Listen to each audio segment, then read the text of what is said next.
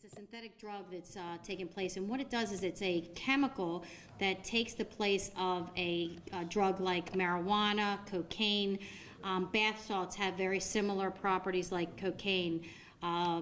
Spice, K2, these other drugs are very much similar to marijuana, and but it's not the natural drug. So we're very concerned about these synthetics, and the problem with the synthetic drugs and the incident that I'm about to tell you about, which really exemplifies what the problem with these type of drugs is that they can be altered chemically. Just like if you have a chemical like H2O, all you have to do is modify one of the products there and it turns it into a totally different substance. Thus, when you try to make and ban a substance based on the chemical compound and makeup, all you have to do is change one little chemical makeup in that substance, and now all of a sudden it doesn't fall under the parameters, nor are we able to analyze that drug for the compounds which the legislature has made illegal. In Maryland, where I came from, we actually had this issue, and we were able to draft an ordinance which was all-encompassing that actually banned and made each of these products illegal. We worked with the DEA on that. As a matter of fact, the DEA has taken a big lead, and so has the state of Florida, in banning some of these substances, and there is a current regulation on file, but it needs to go further, because just like all these cases, it alters every time. It goes from K1 to K2 to K3. It's impossible for law enforcement to be able to bring charges because it's not exactly made up the way that the original law or ordinance was drafted. So we've given some information to our city attorney, who's working with also the county, who are there in the process of drafting an ordinance, and hopefully it's going to be expedited to ban these type of products, not based on the physical content, which has the chemical makeup, but based on the packaging, based on what the product is to be used for.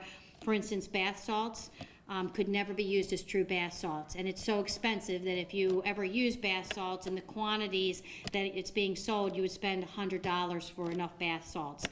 So we're looking at banning this product, and it's really based on an incident and a number of incidents that have occurred, and last night's incident just brings it to the forefront again. Last night we had 4 individuals that were at 5 Points Park who ingested a substance that was known as spice. They were smoking it out of an apple, and they all became very ill and sick. 2 on a critical level, and 2 very serious.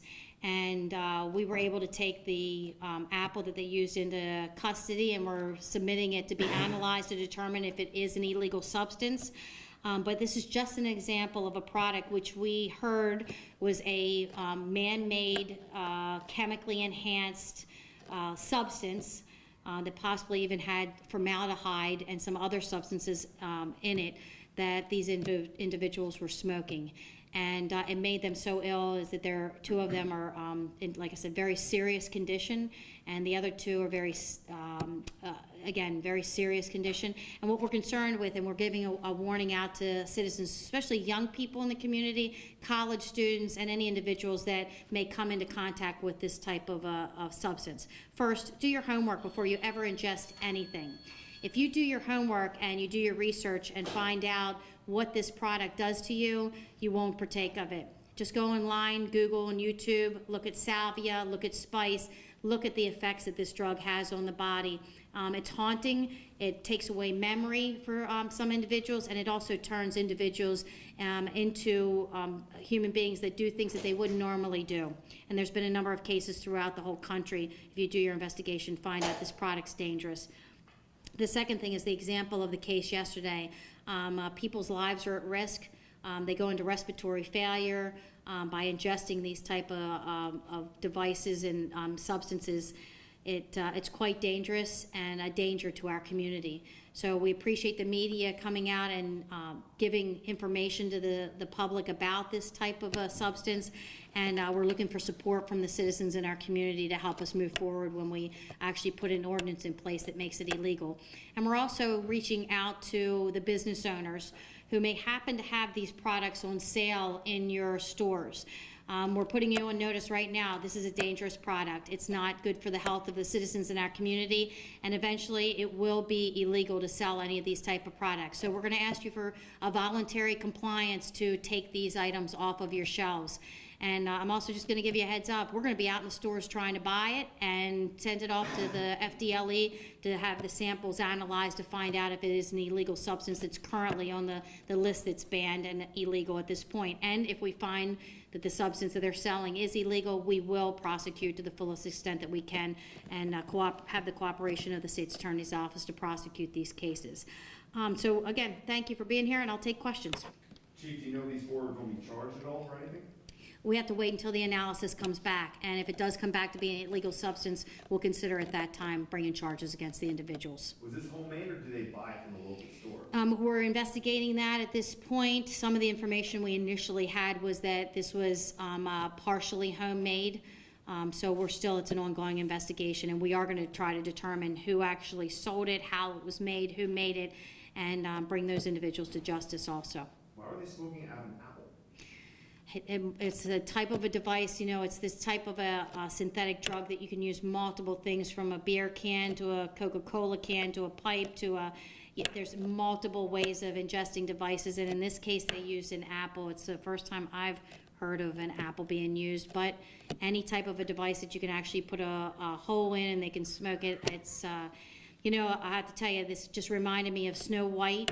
It's a poisonous apple, and unfortunately these individuals fell ill based on what they were ingesting out of this apple. And we don't believe that the apple had anything to do with it. It was just the device that was used to smoke this substance. These people keep circumventing the law. How can you stop them? Well, first thing is we're going to make sure we have an ordinance that we can, as police officers, initially go in without having to go and have the substance analyzed to determine that the substance has one of the few items that are banned in the state of Florida. And if we can do that, then in and of itself, just the possession of it or the sale of it in and of itself will be enough for our officers to proactively stop it. Plus education, and that's why you guys are all here and why we're doing this, is we want to educate the public of the danger of this. There's been a lot of information out there about it, but there's still obviously people that are not getting the message that this is dangerous, it's deadly. Two individuals are near death and almost lost their lives yesterday. It caused respiratory problems. One wasn't breathing at the time when our officers engaged with that individual. So it's quite deadly, it's quite dangerous, and it's very harmful to our community. And unfortunately, there's some people that are out there willing to try different items like this, and we're asking people not to, and to please just say no to all drugs, because again, you're putting a substance into your body that could be lethal.